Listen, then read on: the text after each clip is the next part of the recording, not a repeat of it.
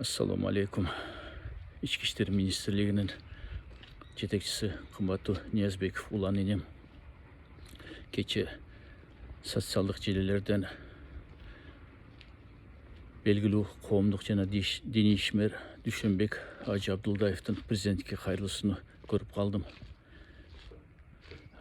Ошондуктан сизге кайрылууну туура көрүп атам. Мүмкүн колуңузда иштеген кызматкерлер жаңылышкандыр. Анан туура эмес бирөө айткандыр. Мен түшүнүп турам. Азыр ким Палестинага болушса, Израилдин геноцидине каршы чыкса, жөөтөр тынч отурбай, дары өзүнүн адамдары аркылуу арыздарды жазып, аларды коркуткан аракет кылат, камаган аракет кылат. Ошондуктан бул кайрылымды туура түшүнөсүз деп ойлоймун. Дүйшөнбек Ажы Курандын тафсирлерин кыргызча которгон инсандардан бири.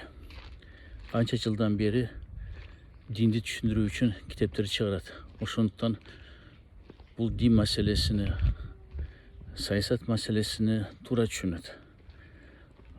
Ошондуктан ал президентке кайрылып атат. Мен эч кандай күнөөм жок, кылмыш да жасаган жокмун деп. Анан бул Кыргызстан эмес, Ородук Азия, мурдагы Совет Союзунун территориясында ушу 25 жылдан бери аны билсем, дайыма дуа, бата кылганда сөзсүз Палестина үчүн дуа кылат. Мындай башка мен таксырды көргөн жокмун. Анткени мусулмандар баары бир денедей дейт. Эгерде бир жери ооруса, бүт дене титиреп ооруйт дейт. Ошондуктан Дүйшөнбек Ажы Палестина маселесин дайыма көтөрүп келген. Анткени ал согушка каршы, геноцидке каршы. Өзүңүз жакшы билесиз, биздин президентибиз Садыр Жапаров да Палестинаны колдоп, акчалай да жардам берип, биздин Эрк партиясы 2 жолу митинг кылганда сиздер, Ички иштер министрлиги, коопсуздук комитети, президент баш болуп, мэриялар баш болуп туруп, уруксат берип, ушу Палестинаны колдоо боюнча Бишкекте жана Ошто 2023 жылы чоң митингдер өткөргөнбүз. Ошондуктан биздин президент ушу саясатты дайыма алып барат, Палестинаны колдоо боюнча.